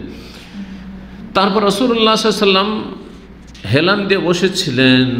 হেলান দিয়েছিলেন, সোজা হয়ে বসে গেলেন, মানে এই বিষয়টির গুরুত্ব দেখানোর জন্য। আর তারপর আলা ওয়া কাউলুজ জুর, আর মিথ্যা কথা বলা থেকে সাবধান। মিথ্যা কথা হচ্ছে বড় কাবিরা গুনাহ, সহিহ বুখারী মুসলিমের হাদিস। সুতরাং একটু চিন্তা করে দেখা উচিত ওই সব অসৎ ছেলে মেয়েদেরকে যারা বাপ মাকে কষ্ট দিয়ে থাকে, যেমন কর্ম তেমন ফল হবে, এবং মন্দের বদলা মন্দ হবে, মনে রাখবে। জি, যেমন বাপ মায়ের সাথে সদাচরণ করলে তার পরিণাম দুনিয়াতে আখিরাতে উভয় জগতে ভালো হয়, ঠিক তেমনই তাদেরকে কষ্ট দিল এর পরিণাম খারাপ হয়, দুনিয়াতেও খারাপ হয় আর আখিরাতেও খারাপ হয়। জি, উলামায়ে কেরামগণ এই সম্পর্কে অনেক কিছু লিখেছেন। পিতামাতার সাথে সদ্ব্যবহার সম্পর্কে একটি ঘটনা লিখেছেন। বলছেন যে কারো এই ধরনের একটা ঘটনা ঘটেছিল এক যুগে। বলছেন যে কুনতু আতুফু, বর্ণনা করেছেন যে কুনতু আতুফু বিল আহিয়া, আমি মহল্লায় ঘোরাফেরা করছিলাম, হাত্তা ইনতাহাইতু ইলা শাইখিন, এক বুড়ো ব্যক্তির কাছে পৌঁছিলাম যার গলাতে একটা রশি লাগানো আছে, আর সেই রশি দিয়ে কী করছে, ইস্তাকি বেদালুইন লাততিকু, একটা বালতিতে করে কূপ থেকে পানি উঠাচ্ছে, কিন্তু সে ভারী বড় বালতিতে পানি উঠাচ্ছে, আর বুড়ো মানুষ বড়ই তাকে কষ্ট হচ্ছে, এমন কষ্ট হচ্ছে। আর সেটা ছিল প্রচণ্ড রোদের সময়, গরমের সময়, আর সে বালতি উঠাতে তার এমন কষ্ট হচ্ছে যে যদি উটও বালতিটা উঠায় তাহলে তার জন্য বড় কষ্টকর হবে। পেছনে একজন যুবক হাতে একটা চামড়া রশি নিয়ে আছে, যে রশি দিয়ে তাকে মারছে, উঠাতে পারছে না, তখন মারছে, ওই বুড়োকে মারছে। আর তাই সেই মারের আঘাতে কী হয়েছে, তার পিঠে ক্ষতবিক্ষত হয়ে গেছে। সেই সময় যে ব্যক্তি দেখছিলেন সে বললেন আমাতাত্তাকিল্লাহ, তুমি আল্লাহকে ভয় করছো না, ফি হাজার শেখ জয়ীফ, এই দুর্বল এবং এই বৃদ্ধ মানুষ সম্পর্কে তুমি এর সাথে দুর্ব্যবহার করছো, এক তো ভারী বালতি দিয়ে পানি উঠিয়ে নিচ্ছ আর তারপরে একে মারধর করছো, একটু দেরি হচ্ছে বা হচ্ছে, সেই জন্য আমায়াক ফিহে মা হুয়া ফিহে মিন হাযাল হাবল হাত্তা তাদরাবু, এই যে গলায় রশি বেঁধে পানি উঠাইতে হচ্ছে, এইটাই তো তার জন্য কষ্টকর, তারপরে তাকে তুমি মারছো। কালা তখন ওই যুবক ছেলে যে ওকে মারছে, ওই লোকটিকে মারছে, সে বলছে ইন্না মা হাযা, শোনো এটা অন্য কোনো লোক না, এটা আমার বাপ, এটা আমার বাপ, আমি মারছি। কুলতো, তখন এই ব্যক্তি সালাফদের উনি বলছেন ফালা জাযাকাল্লাহ খায়র, আল্লাহ তোমার ভালো যেন না করে, তুমি বাপকে এরকম করে মারছো, এমনি অন্য কোনো লোককে এরকম কষ্ট দেওয়া যায় না, তুমি বাপকে এরকম করে মারছো আর খারাপ ব্যবহার করছো। কালা উসকুত, আপনি চুপ করেন। হাকাযা কানা হুয়া ইয়াসনা বিআবি, ওকেও দেখেছি, আমার বাপকে দেখেছি, ওর বাপের সাথে এরকমই করেছো। ওয়াহাকাযা কানা ইয়াসনা আবুহু বিজাদি, আর ওর বাপকে আমি দাদাকেও দেখেছি, ওর বাপের সাথে এরকম করেছে। তো বংশ পরম্পরা এই খারাপ আচরণ করেছে, সেই জন্য আজকে ওর এই পরিণাম হয়েছে। আমি ওই রকম করছি, আমাকে কি শিখাবে, আমি তো এটাই দেখে শিখেছি। আল্লাহু আকবার। জি, তো এটা হচ্ছে কি, যেমন কর্ম তেমন ফল। আপনি আজকে খারাপ আচরণ করবেন বাপ মায়ের সাথে, এর চেয়ে খারাপ আচরণ করে আপনার ছেলে মেয়ে, বাস্তব সত্য, চোখের সামনে এই অল্প বয়সে অনেক দেখেছি এরকম। ওই ব্যক্তির চাইতে খারাপ ব্যক্তি কে হইতে পারে? ওই ব্যক্তির চাইতে কমিনে বদচরিত্র কে হইতে পারে? যেই ব্যক্তি বাপ মায়ের সাথে খারাপ আচরণ করে। আর কি করে তার শান্তি হয়? বাপ মা অসন্তুষ্ট হয়ে রয়েছে আর সে শান্তিতে আরামসে ঘুমাচ্ছে, কি করে সে খুশি হইতে পারে? অথচ বাপ মা কষ্টে রয়েছে, দুঃখে রয়েছে, কিভাবে পেট পুরে খাচ্ছে, বাপ মা না খেয়ে রয়েছে। অনেকের বাপ মাকে আলাদা করে দিয়েছে, আলাদা হয়ে গেছে বাপ মা থেকে, বাপ মা খেতে পায় না আর আরামসে খাচ্ছে বউ বাচ্চা নিয়ে। কি করে এটা হইতে পারে? কি করে নিজের পরিবারকে, স্ত্রীকে, ছেলে মেয়েকে প্রাধান্য দিতে পারে? কেমন করে এই কাজটা করতে পারে? অথচ এই বাপ মা তাদের এই দুই হাত দিয়ে শরীরের কত ময়লা আবর্জনা সাফ করেছে, আর কত কষ্ট করেছে, আর কত ভালো করে তাদের যত্ন করেছে। যদি কোনো দিন কোনো অসুখ বিসুখ দেখেছে ছেলে মেয়ের, তাহলে তাদের সবসময় অশান্তি থেকেছে। এবং বাপ মায়ের সামনে ছেলে মেয়ের যখন অসুস্থতা বা এইরকমের পেরেশানি দেখেছে, তখন আল্লাহর কাছে আকাঙ্ক্ষা করত যে আল্লাহ, এই অসুখ আমার ছেলে মেয়ের না হয় যদি আমাদেরই হইতো। এইরকম বাপ মা, জি, যদি এইরকম বাপ মাকে, বাপ মা যে কোনো বাপ মাকে যদি অপশন দেওয়া হয় যে তুমি বাঁচতে চাও না তোমার ছেলে মেয়েকে বাঁচাতে চাও, তো কী বলবে? হ্যাঁ, আমার ছেলে মেয়ে বেঁচে থাক, ওরাই থাক, আমরা বাঁচতে চাই না। জি, দুটোর একটা তোমাকে নিতে হবে। তাহলে অবশ্যই ছেলে মেয়েদের জীবনকে তারা প্রাধান্য দেবে। মা সবসময় মা মনে রাখবেন, বাপ সবসময় বাপ। জি, যদিও তাদের সাথে যেই ব্যবহারই করুক না কেন, আর যতই তাদের সাথে খারাপ আচরণ করুক না কেন, আর যতই বিরুদ্ধাচরণ করুক আর কষ্ট দিক না কেন, জি, বাপ মা, জি, বাপ মার সাথে খারাপ আচরণ করলে বাপ মা বলতে পারে না। জি, বাপ মার সাথে যতই খারাপ আচরণ করে বাপ মা ছেলে মেয়েদেরকে বলতে পারেন না। জি, সুতরাং এখন সুযোগ রয়েছে দুনিয়াতে তওবা করার, এবং বাপ মায়ের সাথে খারাপ আচরণের তওবা হচ্ছে তাদের সাথে আল বির, সদাচরণ করা, সদ্ব্যবহার করা। আল্লাহ রাব্বুল আলামিন যেন আমাদের সকলকে তৌফিক দান করেন। হে নাফরমান লোকেরা, যারা বাপ মায়ের সাথে নাফরমানি করে থাকো, বাপ মায়ের বিরুদ্ধাচরণ করে থাকো, দ্রুত খালেস অন্তরে তওবা করো এবং সততার সাথে সদাচরণ করো। সময় হাত ছাড়া হয়ে যাওয়ার আগে আগে, বাপ মা দুনিয়া থেকে চলে যাওয়ার আগে আগেই মনে রাখবে, আল্লাহর কসম করে বলছি, যদি বাপ মায়ের সাথে খারাপ আচরণ করো তো তোমাদের মুখমণ্ডল নাক মাটিতে মিশে যাক, নাক মাটিতে মিশে যাক, নাক মাটিতে মিশে যাক। নবী করিম সাল্লাল্লাহু আলাইহি সাল্লামের হাদিস রয়েছে, জি হ্যাঁ, যে বাপ মাকে পেলে অথচ জান্নাতে যেতে পারলে না, বাপ মাকে বার্ধক্য পেলে অথচ জান্নাতে যেতে পারলে না।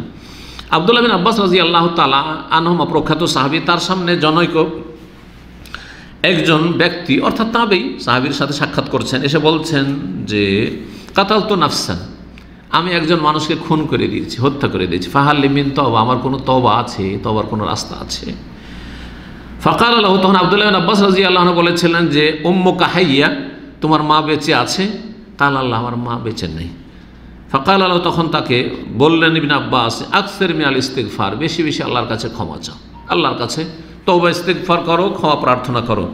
যখন সেই লোকটি চলে গেল, যে লোকটি খুন করে আসার পরে তওবার জন্য জিজ্ঞাসা করেছিল, তো আতা বিন ইয়াসার রহমতুল্লাহ আলাইহি প্রখ্যাত তাবি, তিনি ইবনে আব্বাস রাদিয়াল্লাহু তাআলা আনহুর ছাত্র ছিলেন। জিজ্ঞেস করলেন, ওস্তাদ কি আবনা আম্মে রাসূলুল্লাহ, হে রাসূলুল্লাহ সাল্লাল্লাহু আলাইহি ওয়াসাল্লাম, চাচাতো ভাই, রাআইতুকা সাআলতা আন উম্মিহি, সে জিজ্ঞেস করলো যে আমি খুন করে এসেছি, আমার কোনো তওবার ব্যবস্থা আছে, আল্লাহ তওবা কবুল করবেন, তো আপনি তার মা বেঁচে আছে কিনা এটা আবার জিজ্ঞাসা কেন করলেন? আমি তো বুঝলাম না এর সাথে কি সম্পর্ক। তখন ইবনে আব্বাস বললেন, লা আ'লামু আমালান আহাব্বা ইলাল্লাহ মিন বিররিল ওয়ালিদা, মাতা পিতার সাথে বা মায়ের সাথে, বিশেষ করে মায়ের সাথে সদাচরণের চাইতে প্রিয় আমল আল্লাহর কাছে অন্য কিছু আছে আমি জানি না। জি, হাদিস রাওয়াহুল বুখারী, সহিহ বুখারী হাদিস। দ্বিতীয় খুতবা সম্মানিত খতিব সংক্ষেপে রয়েছে, আর সময় লম্বা হয়ে গেলেও একটু আলোচনা একটু বিস্তারিত করাতে সময় বেশি হয়ে গেল। আল্লাহ রাব্বুল আলামিনকে ভয় করুন এবং মনে রাখবেন যে কোনো ফলের জন্য বীজ লাগে, আর বীজ বপন করলে তাতে সেচ করার প্রয়োজন হয়। এইরকমই পিতামাতার সাথে সদাচরণের বিষয়টি, তার বীজও আছে, তাতে সেচও করতে হবে, হ্যাঁ, তাতে বীজও লাগবে, আর কি করতে হবে? সেচও করতে হবে। সুতরাং মনে রাখবেন যে আপনি যদি বাপ হিসাবে, মা হিসাবে ছেলে মেয়েদের কাছে সদাচরণ চান, ভালো আচরণ চান, অনুগত ভালো নেক ছেলে মেয়ে চান, তাহলে এর জন্য বীজের প্রয়োজন, এর জন্য সেচের প্রয়োজন, তাহলে ফলন ফলবে। ভালো বীজ লাগবে, ভালো সেচ লাগবে, আর ভালো করে আবাদ করতে হবে, তাহলে গিয়ে ফলনটা ভালো হবে। সুতরাং কি করতে হবে? যদি আপনি চান যে আমার ছেলে মেয়েরা ভালো আচরণ করুক, তাহলে ভালো ছেলে মেয়েদের তরবিয়ত করুন, ইসলামী তরবিয়ত করুন। দুনিয়া শিখালেন, দিন শিখালেন না, দুনিয়ামুখী করলেন, পয়সা কেমন করে আসবে, কোন রাস্তায় আসবে এই পড়াইলেন, কিন্তু আখেরাত কেমন করে সুন্দর হবে, আমার ছেলে মানুষের মতো মানুষ, মুসলিম আগে হবে, এই কথা কখনো চিন্তা করে অধিকাংশ মানুষ এটা চিন্তাই করে না যে আমার ছেলে মেয়েকে আগে মুসলিম হইতে হবে, তারপর অন্য কিছু হবে। এই জন্য আমি আবার বহু আলোচনাতে বলেছি যে প্রতিটি মুসলিমের জন্য ফরজ আগে মুসলিম হোক আমার ছেলে মেয়ে, আর তারপরে ডাক্তার হোক, ইঞ্জিনিয়ার হোক, বৈজ্ঞানিক হোক, আর রাষ্ট্রপতি হোক, আর প্রধানমন্ত্রী হোক। যদি মুসলিমই না হয় তাহলে এইরকম নিয়ে লাভটা কি? আপনার ছেলে রাষ্ট্রপতি হলো, প্রধানমন্ত্রী হলো, আপনার ছেলে মিনিস্টার হলো, আপনার ছেলে ডাক্তার, ইঞ্জিনিয়ার, বৈজ্ঞানিক হলো, সারা পৃথিবীর একবারে সবচেয়ে বড় ব্যক্তি হয়ে গেল দুনিয়ার ক্ষেত্রে, কিন্তু সে মুসলিমই থাকলো না, তো কি হইলো ফায়দাটা? আপনার ফায়দা কি হলো, আর মুসলিম মানে কি ফায়দা হইলো? সে তো মুসলিম, মুরতাদ। আল্লাহ যেন বুঝার তৌফিক দান করেন। মনে রাখবেন যে তাদের ভালো তরবিয়ত করতে হবে। আর ফসল মানুষ যেদিন কেটে মেরে নিয়ে আসে সেই দিন ফলাফলটা পায়, তো কেটে মেরে নিয়ে আসার আগে ফসলের আবাদটা ভালো হইতে হবে। জি হ্যাঁ। তারপরে বলছেন যে হে বাবা, হে মা, শুনে রাখেন, মাতা পিতার সাথে সদাচরণের বিষয়টি হচ্ছে আগের ভালো তরবিয়তের ফলস্বরূপ। সুতরাং আল্লাহকে ভয় করুন এবং ওয়াদিলু বাইনা আওলাদিকুম, নবী করিম সাল্লাল্লাহু আলাইহি ওয়াসাল্লামের হাদিস, ইত্তাকুল্লাহ, আল্লাহকে ভয় করুন এবং ছেলে মেয়েদের ক্ষেত্রে ইনসাফ করিয়েন, সুবিচার করিয়েন, বেইনসাফি করিয়েন না, অবিচার করিয়েন না। ছেলেদেরকে দিলেন, মেয়েকে দিলেন না, কি করে মেয়ের কাছে ভালো আশা করছেন আপনি? অথচ বার্ধক্য জীবনে যখন ছেলেগুলো দেখলো না, তখন ওই মেয়ের ঘরে গিয়ে হয়তো মেয়ে যে সেবা করছে সেই সেবা আর কারো কাছে পেলেন না আপনি, যাদেরকে সব দিয়ে গেছেন। এই অবিচারটা আমাদের দেশের মানুষরা করে। সুতরাং এইরকমই প্রবাসে এক ছেলে 10 বছর 20 বছর কাজ করে বাড়ি ঘর সব কিছু করে দিল, তার সাথে অধিকাংশ বাপ মায়ের দুর্ব্যবহার করছে। আর যেই ছেলে বাড়িতে ফ্রির হোটেলে খেলো, আর সেই ছেলেকে সমান সমান ভাগ করে দিয়ে দিল, নাই তোর কিছু, খালি হাতে 20 বছর পরে যাচ্ছেন, বাপের নামে সব টাকা পয়সা পাঠিয়েছেন। এক শ্রেণীর মূর্খ প্রবাসীরা গিয়ে বলছেন যে আমি ব্যবসা করবো, আব্বু কিছু টাকা পয়সা দেন, বলছেন নাই সব খরচ হয়ে গেছে, জমি জায়গায় যে আপনার নামে করেছে ওগুলো তো আমি করে দিলাম। বলছে তোর আবার কিসের, ওগুলো তো আমার নামে হয়েছে। নেবেন এইরকম দৃষ্টান্ত এখানে দাম্মামে এইরকম ডজনকে ডজন আছে। ভিটে মাটিটাও কেড়ে নিয়েছে ছেলের কাছ থেকে, যে ছেলে এখানে বড় বিজনেসম্যান। জি, ভিটে মাটিটা কেড়ে নিয়েছে তার কাছ থেকে। আহনাব বিন কাইস মুআবিয়া বিন আবি সুফিয়ান, আমির মুআবিয়া রাদিয়াল্লাহু তাআলা আনহু, তার কাছে প্রবেশ করলেন। সেই সময় ইয়াজিদ সামনে বসেছিল। তো মুআবিয়া জিজ্ঞেস করলেন আহনাফকে, ইহা বা বাহার মা তাকরফিল ওয়ালাদ, এই ছেলে সম্পর্কে আপনার মন্তব্য কি? বলছেন আমিরুল মোমেনিন, শোনেন, ছেলেরা হচ্ছে এক সময়ের আশ্রয়, যে বার্ধক্যে যখন পৌঁছিব তখন আমাদের কাজে আসবে। এবং সামারাতুল কুলুব না, আমাদের অন্তরের এরা হচ্ছে যেন ফলন এবং চক্ষু শীতলকারী। এদের মাধ্যমে আমরা দুশমনদেরকে প্রতিহত করে থাকি, কারণ যে এরা আমার কাজে আসবে, সুখে দুঃখে কাজে আসবে। আমাদের পরে এরা হচ্ছে আমাদের স্থলাভিষিক্ত, এরাই আমাদের সংসারটাকে সামলিয়ে রাখবে। সুতরাং ফাকুল্লাহুম আরদান জালিলা, ছেলে মেয়েদের জন্য নরম জমিনের মতো হন এবং আকাশ ছায়া বিশিষ্ট আকাশের মতো হন। যদি ছেলে মেয়েরা কিছু চায় তাদেরকে দেন, জি হ্যাঁ, যদি কোনো কিছু চায় তো দেন। এবং যদি কখনো কোনো তাদের ভুলভ্রান্তি হয় তাহলে ভুলভ্রান্তি যদি অজুহাত পেশ করে যে এই হয়েছে, তাহলে সেটাও কবুল করুন। এবং তাদেরকে যেটা দিতে পারবেন দেন, তাদেরকে যেটা প্রয়োজন দেন। আর না হলে যদি আপনি সবসময় মনের উল্টা করেন তাহলে তারা বিরক্ত হয়ে যাবে এবং দূরে চলে যাবে এবং আপনার সাথে থাকাটাকে বা আপনার বেঁচে থাকাটাকে তারা ঘৃণা করবে। মুআবিয়া রাদিয়াল্লাহু তাআলা তখন বলেছিলেন যে লিল্লাহি দাররুকি আবা বাহার হোম কামা অসাফতা, যেমন বললে ছেলে মেয়েদের সাথে ভালো আচরণ করলে তারা ভালো আচরণ করবে। জি, মনে রাখবেন। তার সাথে সাথে বলছেন যে হে ছেলে মেয়েরা, শুনে রাখুন, খবরদার বাপ মার বদদোয়া কখনো নেবেন না। বাপ মার বদদোয়া কখনো নেবেন না, কারণ বাপ মা এমনিতে বদদোয়া করে না। যদি কখনো অভিশাপ দেয়, বাপ মা বদদোয়া করে, তাহলে বড় ধরনের কষ্ট দিয়েছেন, বড় ধরনের নাফরমানি করেছেন, তাহলেই এটা করেছে। কি করে আপনাকে আমাকে বদদোয়া দিতে পারে? অথচ ছোটকালে এত যত্নে লালন পালন করেছে, না খেয়ে আমাদেরকে খাওয়িয়েছে, আমাদের জন্য কত কান্নাকাটি করেছে, কি করে বদদোয়া দিতে পারে? এমনিতে বদদোয়া বেরোয় নাই। সুতরাং সাবধান বাপ মায়ের বদদোয়া থেকে। এবং বাপ মা যদি বদদোয়া দিয়ে দেয় তাদের অন্তর থেকে বেরোয়, সুতরাং সেই দোয়া অবশ্যই কবুল হয়ে যাবে। দুর্ভোগ ওই সব ছেলে মেয়েদের জন্য যাদের বাপ মা তাদেরকে বদদোয়া দিয়ে থাকে, দুর্ভোগ তাদের জন্য দুর্ভোগ। জি, একেবারে এমন কষ্ট হয়েছে বাপ মায়ের, যেই কষ্ট আর বরদাস্ত করছে না, তখনই বদদোয়া দিয়েছে, এমনিতে বদদোয়া দেয়নি। সুতরাং সাবধান। সুতরাং আল্লাহকে ভয় করুন হে ছেলে মেয়েরা, এবং শব্দটিও বলবেন না। আল্লাহ তাআলা শব্দটি বলবেন না। শব্দটি যদিও উচ্চারণে হালকা কিন্তু অত্যন্ত ভারী। বাপ মায়ের বরদাস্তের জন্য এই ছেলেকে এত যত্নে মানুষ করলাম, এই মেয়েকে এত আদর করে মানুষ করলাম, আর এরকম হেউ প্রতিপন্ন করছে, করছে, আরে কি বুঝেন না আপনি, এইরকম ভাষা বলছে, বরদাস্তের বাইরে এটি। সুতরাং সাবধান। মনে করবেন না যে একটা হালকা সামান্য কী বা বলেছে, আমি একটু বিরক্তি বোধ করেছি, শুধু, আর কিছু না, এটা কখনো মনে করবেন না।